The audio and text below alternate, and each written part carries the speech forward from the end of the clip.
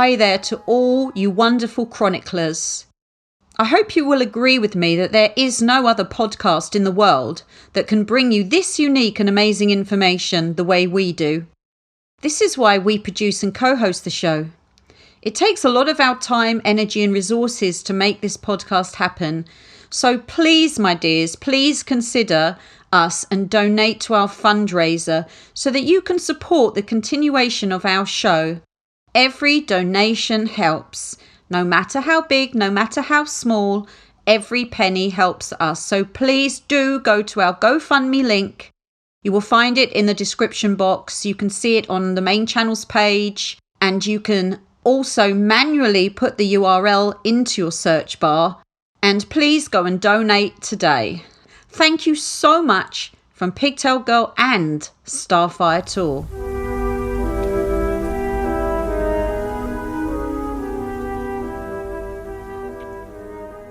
Hi, I'm Pigtail Girl. Welcome to the Time Chronicles, a unique podcast where Starfire Tour and I reveal the hidden and forbidden secrets of the world and the multiverse. In this episode, we delve into all things angel. And believe me when I tell you that what we share is angel information that has never been publicly revealed before. It will give you a view of Earth's history that is beyond illuminating. It will bring you clarity of mind, body, and soul. I'm Starfire Tour. Through this episode, you will learn that ancient angels are actually ETs with a very long association with planet Earth. You will also learn the name that they call themselves. Angels are allies, but not a member of, the ET Earth Consortium that bioengineered Earth humans. Angels are also the natural foe of the cosmic evil known as the dark matter aberration, DMA. In fact, it was angels who warned the ET Earth Consortium that DMA-infested ETs were headed Earth's way. So welcome to the show. And before we get into the discussion on angels, I'd like to start out by pointing any listeners here back to our previous shows. If you're new to the podcast, you will definitely want to go back and listen to all the previous shows, preferably in order from 1 up till present, to just get up to date on where we're at with the Time Chronicles and all the wonderful information that we've been sharing here. And even if you're a long-term listener, it can be good to go back and just refresh your memory. If you're unsure, you forget any of the terms or the information that we're discussing here, just go back, refresh yourself. And in particular, you might want to go back and look at one of our most recent podcasts that we did here, called An Authentic ET Human Angel Hybrid Speaks. And there was part 1 and there was a part 2 for that podcast. And in that podcast in particular, you're going to get some really important information that's going to help you understand even more deeply where this information in this podcast is going to be coming from. As you will find out in that podcast that the authentic ET human angel hybrid that was speaking is none other than Starfire Tour, my co-host here on the Time Chronicles. So it will be very important to go and refresh yourself or go and listen to that podcast so you can really understand this podcast here and what we're going to be getting into and how does Starfire Tour know such things? You know, where is she getting her information from? And that really is all explained over the whole course of the Time Chronicles. So if you haven't already listened to 1 up to present, I recommend you go off right now, go and listen to those podcasts. And then we'll get into all things angels for you right now. So personally, myself, I'm really excited about this show. As people that might have known me and followed me for a while in social media will know, I'm always talking about the angels, and I've always felt a strong connection to angels in my life since I became aware of them actually being a thing. And I mean, like, really tangibly aware of them, like very miraculous things happening in my own life and things that are just beyond normal, paranormal even. And because of this, obviously I've questioned, who are these beings? What is their true name? Are they the beings that I was told about in the Bible? For instance, historically, our images of angels have fascinated many, many people, not just myself. I know many people. But I've really questioned, is this the truth? Is the Bible the truth on angels? Are the religious text the true historical records of who the angels were? And do they even call themselves angels? What are their names? I don't know their names. Are they called Michael, Gabriel? Are these really their names? So I had so many burning questions on this topic. And I have shared these questions with many of my listeners on social media and had some great conversations about it, which is really what led to this show today. And who better, really, to share knowledge on this topic than an authentic ET human angel hybrid themselves? So I'm really excited to hear from Starfire, because I know she wants to share some very unique information with us here today. I would really love to hear, what is the true name of the angels? If we could start there, Starfire, I would Sure. love to know the name of these beautiful people that have helped me many times in my life. The ET angels, the ancient ones, they call themselves Alarians. Alarians. It doesn't matter what language anyone speaks. That's how it phonetically sounds. They live in another dimension, which is cosmic wide, and it's called Ilaria. Now, if you notice, the first sounding is L, E-L. This is the origin of the divine L, which has permeated on planet Earth for thousands of years. Real angels, these ancient angels, have nothing whatsoever to do with religion. That's really something that humans created. And I'll go into this a little deeper after we talk about the Alarian, aka angel, history with the planet and humans and the ET Earth Consortium.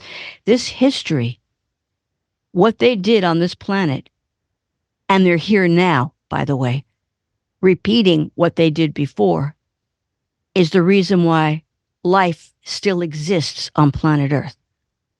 So they are the natural foes of evil. That's true. But they're not an archangel. They don't have a hierarchy like that. They're not called Michael or Gabriel, but they don't mind if people think of them that way or refer to them that way, as long as they keep religion out of it. That's the one thing that they wish humans wouldn't do. But they are real. And most interesting is that the Alarians are one of the oldest beings in the cosmos. And they are like humans, human souls made of stardust, but they retain their stardust form. They come in all different colors, sometimes a mix of colors, different frequencies. And when they want to or they need to, they can morph into any biological living entity that they want to or need to.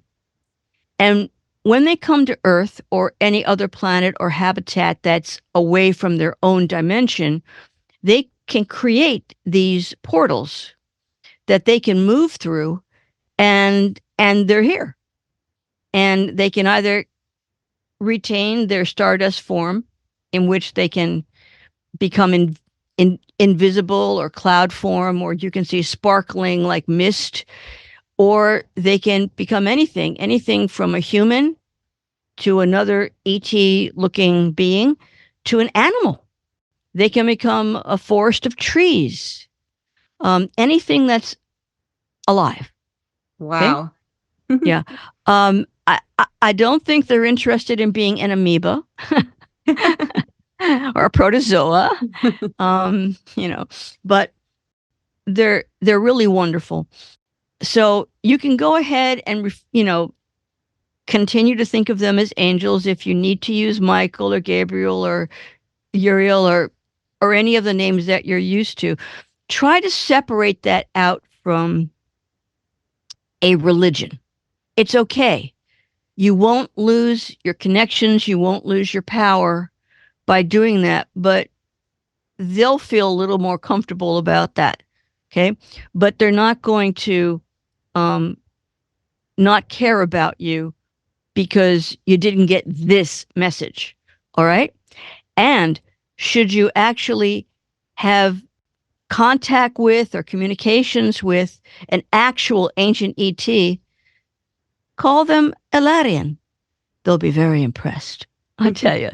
You might even put us Alarian, right? You have a little roll there.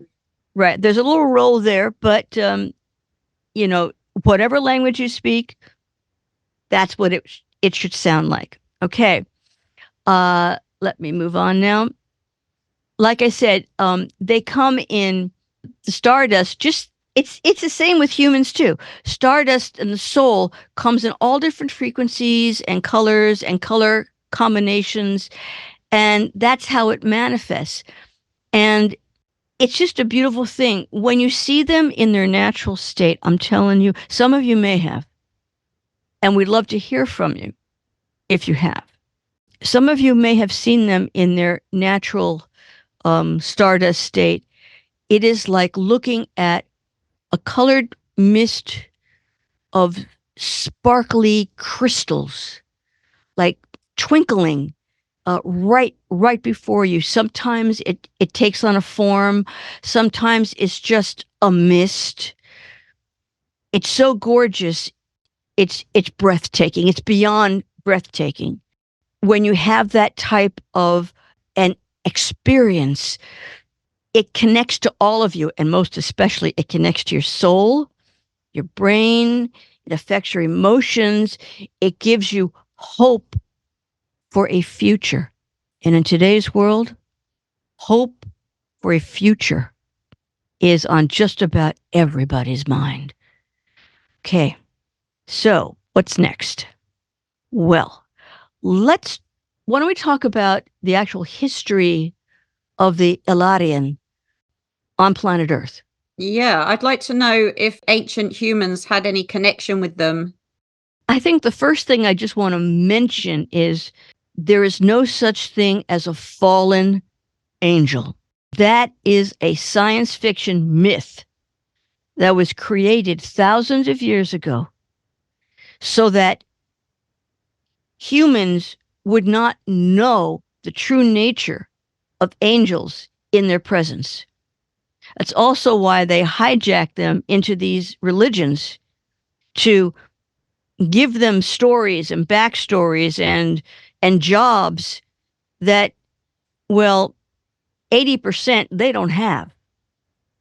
What is true is, as I said before, that Alarians, these angels, are the natural foe of evil. And there is a huge battle happening on Earth now, and it has for thousands of years, between good and evil, between the dark matter aberration, which is the source of all evil in the cosmos. And we've done shows on this, so people should go back and take in those full shows that are all about that. And the DMA infests other beings, ETs, other beings, and humans with their energy. And the DMA feeds on human souls. And once they do that and a human is infested, they become minions of this evil. And this is what happened to our planet thousands of years ago. And the ETs the main ones that were infested, that came to Earth, they're what many people on Earth today call reptilians and allies of the reptilians. So the angels are the reason why there is life on Earth today, because of what they did. Now, I know that in the very short few thousands of years that today's humans think that civilization only existed, which is not true. There's a whole thousands and thousands of years of missing human history and missing ET history. But one of the things that people do get right about these angels is that they are messengers. Now, that's not all they do. In fact, that's the least of what they do. But a little more than 300,000 years ago, about roughly, the Alarians came to Earth to tell the ET Earth Consortium, right in the middle of their bioengineering work. They'd already been here for thousands of years. Humans at this time were not the modern humans that we have today. Smaller brains, smaller brain cases.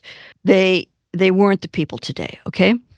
But when the Alarians came, they came to tell the ET Earth Consortium that the DMA infested ETs, which were the reptilians, were making a path to Earth and were going to be here in about 300,000 years. Wow. Yeah. Now, this was really important for the ET Earth Consortium to have this knowledge, because they then had to alter their course in bioengineering of the modern human to enlarge the human brain and also to enlarge the brain case that the human brain would sit in. Because in order to take on the DMA-infested reptilians and the reptilian allies, they had to have their own allies, and they needed humans to be able to understand the danger that was coming and how they needed to defend themselves and the planet from this menace. So the ET Earth Consortium got to work doing this bioengineering.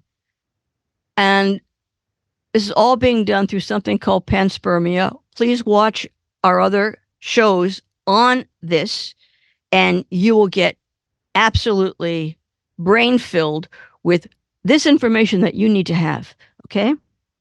Angels, they're not members of the ET Earth Consortium, as I said. They did not have children with humans. They've only done one event where they allowed their genetics to become mingle with ET and human genetics. And if you watch our shows on an authentic ET human angel hybrid speaks, you're going to learn all about that. Okay. So while the ET Earth Consortium is altering their bioengineering to focus on creating a larger, more intensive human brain and the brain case, it's important to know that these reptilians are not the only reptilians in the universe. There are lots of them, and they're not all DMA infested. It's wrong to think that. There are different species of these reptilians that are part of the ET Earth Consortium, the good guys. And I want to tell you how the ETs disseminate between the two. First of all, the reptilians call themselves Shade. Shade, okay? And the reptilians that are infested, they call Vol Shade, or just sometimes Vol. Why? Because Vol is a similar word to evil, and it's all connected to the dark matter aberration, DMA. DMA is Vol. So when you say Vol, everybody knows it's the dark matter aberration, which goes around the cosmos, sucking up people's souls. and planet souls, planets, the energy on planets. That's what it does. It's a cosmic vampire. So we have the reptilians that are part of the ET Earth Consortium. They're here. Humans have their genetics mostly in the human brain. Very, very important to be there. And then you have the Volshade. So after the Alarians' warning to the ET Earth Consortium, the DMA infested reptilians, who are called the Volshade, came to Earth. They came to own it, to use it, abuse it, and throw it away. When the Volshade arrived at Earth, the ET Earth Consortium, along with the Alarian allies, got into a war for the very soul of planet Earth. And as a matter of fact, that war continues to this day. It's been waged all this time. And we are at a pinnacle and a crossroads where either the ET Earth Consortium, humans, and the Alarians win or evil wins. But the Alarians have been coming in droves here, and they are here, they're positioned, and the conflict has been ongoing. One of the things that I know that a lot of people wonder about or believe in, and I remember when you were writing about the angels in your various posts, Pigtail Girl, that you wondered if it was possible for every single person to have their very own angel. Yeah, like a guardian angel, right? People believe they have a guardian angel that's just for them. Or maybe even some people believe they have a whole legion of angels just for them. I've heard people say. Right. I mean, millions and millions and millions of humans have a very special relationship with spirits, angels, or whomever they call angels. Well, the point is, I just want everyone to know that there are many different types of angels. Not all of them are Alarian.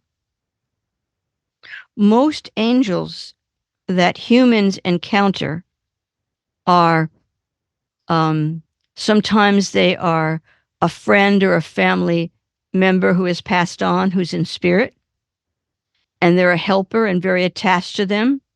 And they perform angelic things for these people. And a human really doesn't have any way to know the difference between them, but they're just as important. Mm-hmm. So, but as far as the Alarians are concerned, these are the ancient angels. These are the ones whose existence got hijacked into certain belief systems and religions.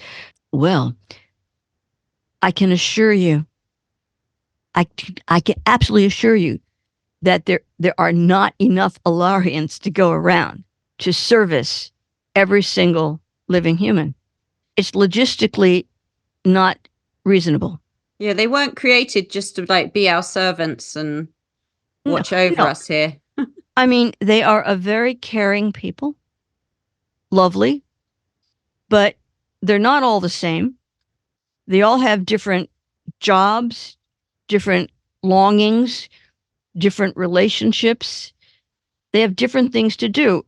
Earth has a lot of need, as a lot of planets do, in not just the Milky Way, but the universe itself. Of course, we live in a galaxy called the Milky Way, so that's why I said that. So the Alarian have a system set up, and they do the best that they can, particularly when they're morphing into physical form, and sometimes they can show up. It's really rather random. I'm sorry to have to say this, but their greater responsibility isn't necessarily the individual person, but it's the planet.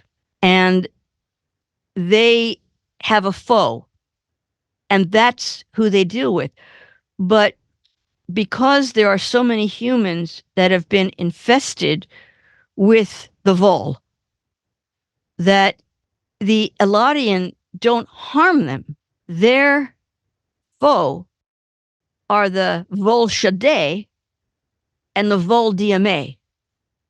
Mm-hmm. And this is who, and all they want to do is get them and their energy off this planet and out of our solar system.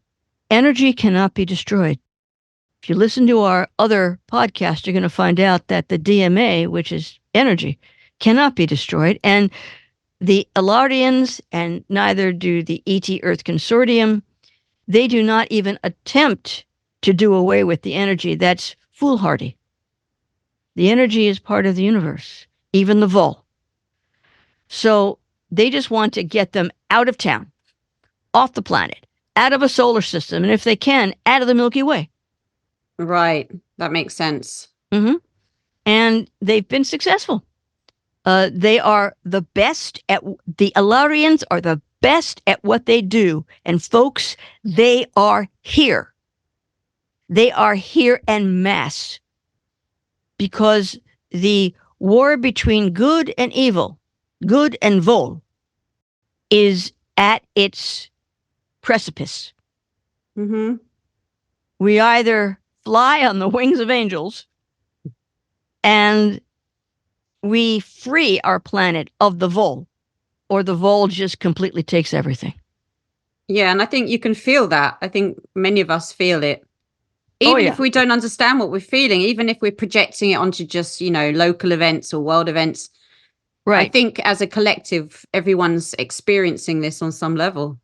Everybody, even if it's in your personal life, yeah, localized, globally, planet-wise, universal-wise, okay? Oh, here's another one that I want to Mythbuster here. Angel Mythbuster. Okay.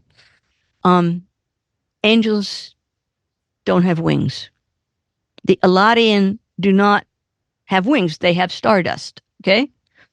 But because they can morph into any living figure or thing that they want to, you know what? Sometimes they do create wings because humans have gotten so used to the mythos of angels, and they've seen them moving through the sky or moving through whatever, and they're actually flying. They are. The wings are just a nice touch. I think they're beautiful. So I remember when I was being taught about the Alarian, speaking to Alarian, which I did, I asked about the wings because they didn't have any. And they said, and then they popped them out. and they said, an angel's wings are in an angel's soul. It was one of the most beautiful things I ever heard anybody say. An angel's wings are in an angel's soul.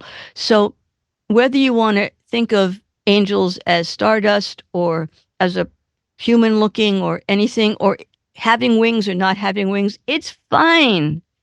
Perfectly fine. They can do it. And if that's what you need to see, you really, really need to see that, you will. And if you don't, you won't. It's okay. You will know them by their frequency. You will know them by their deeds. You will know them by their words. There are stories of the Alarian just appearing just at the moment that they needed to and then vanishing. That's them. But sometimes that's also an astral being or a spirit or even a ghost. Yes. It can be so many different things. And then, another type of angel are living humans. Humans can be angels too. It's a great word to use. An angel is someone who helps others. It seems trite to say, oh, you're such a doll, you're such an angel. But yeah, use that word. If somebody really does a good deed, they're doing the work of angels. They're doing the work of the Alarians. Call them that. Call them angels. Don't call them Alarians. So. Yeah. Yeah, Earth angels, they're a blessing to all of us. We definitely need more of those. We in do. The world. We do. And we need people to be illuminated. You know, there's really no such thing as ascension. That's a word that got put into the zeitgeist by humans and the Vol Shade, and the DMA Vol to absolutely give humans aspirations to nowhere. Humans were birthed and created to be caretakers of planet Earth, to develop their souls, to have a really good synergy between the brain, the body, and the soul. But because of the Vol Shade here and the influence that they have on the planet, which is everywhere, it's really important for humans to understand the actual original mission of being a human. All humans are ET hybrids, not ET hybrids that have angel genetics. There are only 15 of us, but it's really important that you take possession and take pride in being an ET hybrid, which is basically an Earth human. Okay, that's natural, absolutely natural. PG, you know about star seeds, right? Yeah. Okay, and there's like hundreds of thousands of them, people identifying as a starseed all over the world. And I just want to clarify for people that you call yourself a starseed, and then there's a definition. And some of the defs that go with it are that your souls come from another planet, or you're part of this other ET thing from another planet, and your soul came to Earth from another planet. Please forgive me for doing another bit of myth busting, but no, you don't.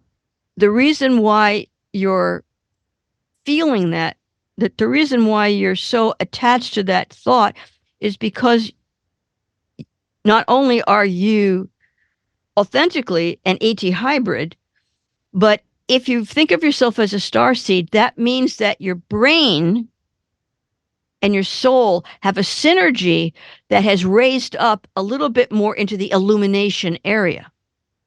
But now I want to get you more illuminated to let you understand that these memories that you're having of other planets, or these feelings or attachments to these other worlds, are only being fed to you through your genetic line. This is your genetic bloodline. You're picking it up through your cells, through your biology, through your brain, and through your interfacing with the core matrix. Watch those other shows. You'll find out all about the core matrix. This is why you're having it. I want you to be more grounded onto the planet. There is no such thing as some of you ascending off the planet and going elsewhere. Sorry, that's not your job. Your job is to be a united planet, to blend in with the actual soul of the planet. You're always going to be individuals, okay? Yeah, you're not supposed to be what? I was just going to say, I'm also a very firm believer in being here and now, and that all of your power is here and now. Dreaming all the time of coming from another planet, I mean, is it giving you a power here and now? Past lives and reincarnation is real. And then you also have coexisting timelines. So there are other versions of you alive right now. Those experiences are important, and they do feed into who you are as a person. Whether you realize it or not, most people don't remember past lives. They don't remember who they are in coexisting timelines, but they do make up the whole person. You are connected to all of the yous that you are and that you were. But as you said, you do have to deal with the here and now, but you also have to be precognitive to understand what's going on around you And the most important thing to know is about the Vol Shadé and the Vol DMA, because they are controlling the planet. And they are not your friends. They want your soul. And they've already gotten some of them, a lot of them. You know, they are the minions. And these Vol Shadé, thousands of years ago, as far back as humans can remember their history, which is very, very wrong history, they are losing themselves and the planet to this plan of feeding on humans and other animals and the earth. And this is the great war between good and evil that's been going on all this time, and that's going on right now. So I want to give everybody hope. I want to open this door, this window to the Alarians, the ET Earth Consortium, to what's really going on, to the history, the real history that's going on, so that you can be present. And this is what you were saying, PG. You want to be present in the here and now, so that you can determine which of your memories are real, which of your memories have been fed to you, so that you can be actually taken off track, taken off path, taken off mission. And this history that we have of mankind of, say, 5,000, 7,000 years is about, our recorded history. Is that the sort of Vol Shadé history that we now live in? Because we don't have any older history, and I feel like that's been lost. So Right. would that be correct? Am I correct in my thinking that this is more Right. the overlay history? It is, right. It is called the false matrix. The false matrix history. Right. Yeah. Lots of people, I see this all the time. It drives me a little bit to distraction. They say, we got to get out of the matrix. We got to get out of this matrix. Folks, stop saying that. You're supposed to be in what I now call the proper matrix, which is the matrix. We are designed to be in a matrix. That just means that everybody is able to see, be illuminated, do their work, do their jobs, love, have friends. Everybody is supposed to have, food and friends and knowledge and shelter. And you're not supposed to be the same. You're not supposed to look the same. You're not supposed to necessarily think the same, but you should want the same. You should all care about each other and the planet. And this has been lost. It's just it's hiding in plain sight, but it's been lost. It's been hijacked by the Vol Shadé and the Vol DMA. And with that, the false matrix is the illusionary world in which these Vol have imposed upon humans to create a world that they can keep stealing from you. Mm-hmm. Stealing your soul, stealing your body, stealing your life. Humans used to live for hundreds and hundreds and hundreds of years at a time in the days before the Vol came here. The lifespan has been shortened by the Vol, by what they've introduced to the planet, because the shorter a lifespan, the less a human cares about what they do in their lifespan. If you live for hundreds and hundreds and hundreds of years, you really care about your environment. You really care about the planet. You really care about other people. You care about animals. And can I just ask you a quick question there? What Sure. sort of lifespan would the Vol Shadé have? If it takes them 300,000 years to get through space to get here, I mean, what's their lifespan? Is that like a generational spaceship where they live and die on there to get here, or do they live that long? Well, first of all, space travel by people as sophisticated as that, they use what are called wormholes and vortexes and things. They just pop in and out. They don't have to travel like a human thinks of space travel, where you have to go into hibernation to, get to Alpha Centauri or something. No, it's a fraction of the blink of an eye. Vol Shadé ETs do have lifespan limits, but they can go for thousands of years. Okay? Right. All right. The Alarians are immortal. Yeah, because if they're not physical, if they're not corporeal, is that the word? That's right. They are stardust. They are actually made of the universe. Okay? So they are immortals. The things that they know are incredible. And the ET Earth Consortium are lovely. These are the people, not only did they bioengineer us, but they taught humans everything they know about how to utilize the planet properly to have everything that they need and want. So with the Vol Shade and the Vol DMA, they have now stepped out of their dark spaces and they've revealed themselves to the world. But not all the world can see that. The Vol have done such a job implanting things within the human brain and the human emotion that even when reality is right in their face, they don't see it. They see the false matrix. But good news, as you and I know, is about a year and a half ago, the proper matrix returned, which is why I want people to stop saying we got to get out of the matrix. The matrix is where we belong. It's the false matrix that we got to get out of, and we did. And just because the world is still horrible, hello, you can't cross your eyes, blink, and twiddle your nose and think that, poof, you're in this gorgeous Eden, which everything is beautiful and the earth is going to be the way it was. No, it's been very damaged.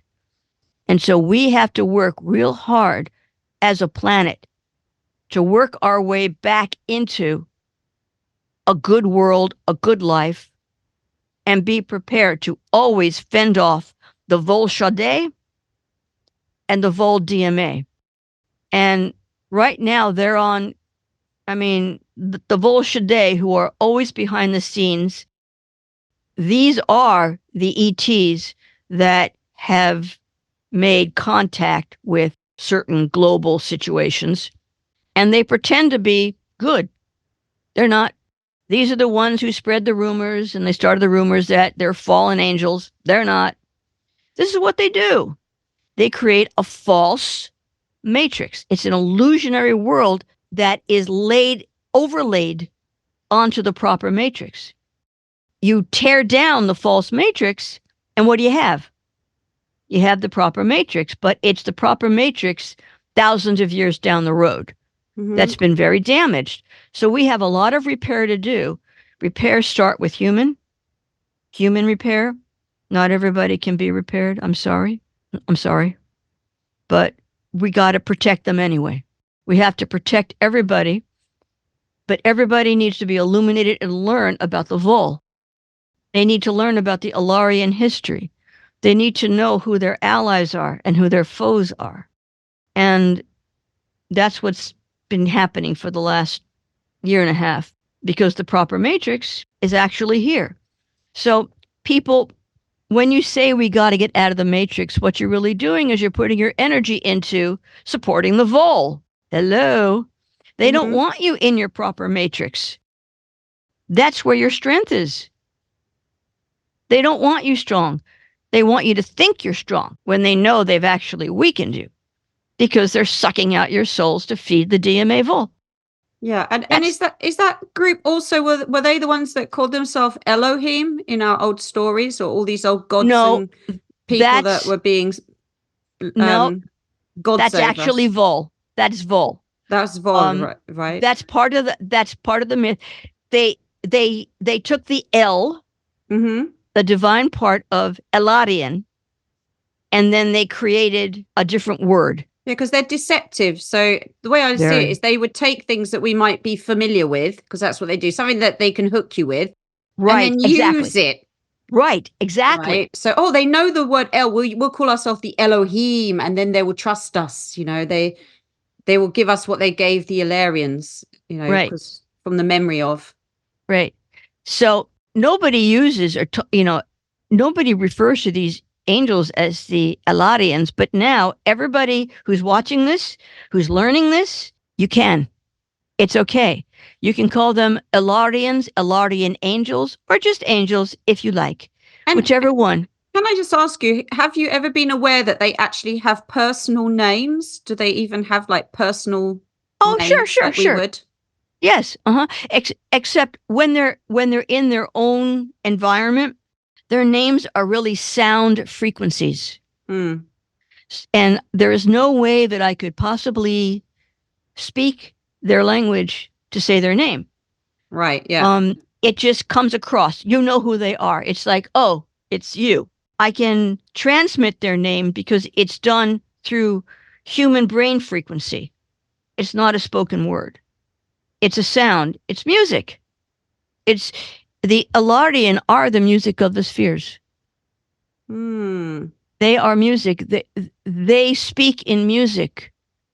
Yeah, it's so funny because just on a little tangent here, when I was a little girl, I used to hear Mm-hmm. this same song as I would drift off to sleep, and it was the same song, and I don't know where it came from. No one else heard it, but I just remember this melody, and I would hear it as I was going to dreams, and it was always the same one. And since I Can you grew, sing it now? Do you no, remember it? it was a little bit haunting though. I just remember it. It was. It's hard to explain. It was definitely a minor key. It wasn't a major key. I can tell you that much. It had a slight haunting sound to it. But I'd never, I don't know where that music came from, and I used to hear it as I was falling asleep. But once I became a fully grown adult, I never heard that music again. Hmm. Well, if you ever remember it, I really I've want to hear it. tried to sing it. I have tried to Well, not remember it and just sing sing it, it. but like I the want you to notes. record it. Yeah, Record it. but I really, and this, I'm talking about, I mean, since I was 14 or 15, I didn't hear that music anymore. It was from about 8 years old to about 13, 14, and then I never heard it. Maybe you will. Maybe you Yeah. will. No, I wonder if that was So, connected. well, now that you brought it up, I think so. Hmm. Because you brought it up. And because I said angels are the music of the spheres, and that Hmm. triggered you to have that memory. Yeah. And that's how things work. So, angels are the music of the spheres. Their individual names are frequency sounds. And, it's like, you know, there are different types of grays. I'm not going to go into all their names because they're different kinds. Gray ETs, the tall ones, the little guys, they're part of the ET Earth Consortium, but there are a group of little gray clones. And these are minions of the Volshade. The ones that are clones are created. They're not individual thinkers, as are the natural biological grays, who are lovely people, I'm telling you. But the clone little grays, and you really wouldn't be able to tell them apart unless you knew what to look for. But I want to tell you that the grays, the biologicals, have a language which is very interesting. When they speak and they make sound, their language is at such like it's like on fast speed and a whole other frequency that they make these clicking sounds. They sound very much like this. And I know that some people, Couldn't hear anything then. When you said they sound like this, there's absolutely no sound came out. okay, we we had to cut the feed for a moment because I was letting you hear what a biological gray sounds like with its clicking noises. And Pigtail Girl had to stop me twice to inform me that the sound that I was making of the gray's language was not coming through. It was not recording. And we tried Bizarre. it a number of Yeah. times, Yeah. right? Weird. So weird. Right. The voice, the human voice, fine, but I could not replicate. I mean, I was telling you, I was talking clicky, clicky, clicky all the way through so that you would hear what they sound like because people who have encountered these grays, like in genuine ET encounters, have mentioned hearing this clicking. You will not hear it with the clones. They're vol. and they don't have language. They can be telepathic because they have those abilities, but they cannot verbally speak. So, so if you hear clicking, guys, you are hearing biological grays who are part of the ET Earth Consortium, for some reason, chatting it up amongst themselves. And they also have the ability to tone it down into a lower frequency and slow it down so that they can speak various languages. They don't speak all languages, believe me, they don't. But they can get into your head, and if they're experienced and if they're learned, they can speak some of the words of your language, and it sounds a little weird because it sounds like something in slow motion, but they can move the clicks down. But hearing the clicks, now I've just let you know what it is you're hearing. What were you telling me about those horror movies and clicks and ETs? Yeah, well, you often hear, like, if you watch stuff like Supernatural or Charmed or any of these TV shows that they pump out, you'll often hear like an evil creature, demon, alien, or some sort of insect spawn demon, and it will make like a, I don't know if you're hearing my clicks, but and it's sort of blood curdling, and we often associate it with something evil that's coming to eat us or lay their eggs in our eyeballs or something horrific. Right. Well, I totally agree with you that when they put that sound effect in, it's eerie, it's offsetting, it's not a good feeling. And I think that a lot of humans get that impression when they hear actual grays talking to each other. They're not talking to you, they're talking to each other. And, you know, I don't know this for a fact, but I think maybe that was created as a sound effect to put humans, you know, by the Vol did this, to put humans off of the having the biological grays in their presence. Mm-hmm. There's such a bad rep out there with these dudes that, and I think that might be it. I don't know, but it's, you know, it would be to pattern. Yeah, but there's also some African tribes that speak with clicks as well, aren't there? Absolutely. And there's a reason why they click. They've heard other beings clicking. Yeah, well, a lot of the ancient African tribes do have stories of contacts with extraterrestrial beings. Absolutely. Absolutely. Well, thanks, Starfire, for sharing all of your knowledge with us about the Alarians. I hope I'm saying it right. I'm going to be practicing that tonight in my bathroom. I'm going to be practicing it till I get it right. Because they're just such an important part of our story here. And it's just, I'm just so thrilled to be a small part of sharing this information with people, because it's so important for us to get this bigger picture and this true history, and even just reclaiming these words, because I remember we had a conversation as well about the ancient language of humanity and all coming from root languages. And it's so exciting to hear these words that maybe haven't been spoken for some time amongst the human race, because we don't have those words in our vocabulary anymore. I mean, all of our languages have even been changed. So personally, I'm just really, really grateful and thankful for having you to share this information with us on the Time Chronicles. And I will be looking forward to using the proper terminology now when I address the angels. And I will also be keeping my eyes peeled in my dreams, in my precognition visions, to see what's happening next on planet Earth with this ongoing battle between this Vol and their foe, the Alarians. And hopefully it's all going to play out very well. I do feel hopeful. And I hope that this show has left people at home with a sense of hope too, in their soul. And actually, I hope it's motivated you to claim your power, get up and do something amazing with your day. And I will look forward to meeting with you all again on the next episode of the Time Chronicles. So thank you again, Starfire. And thank you, Pigtail Girl. We had a lot of fun.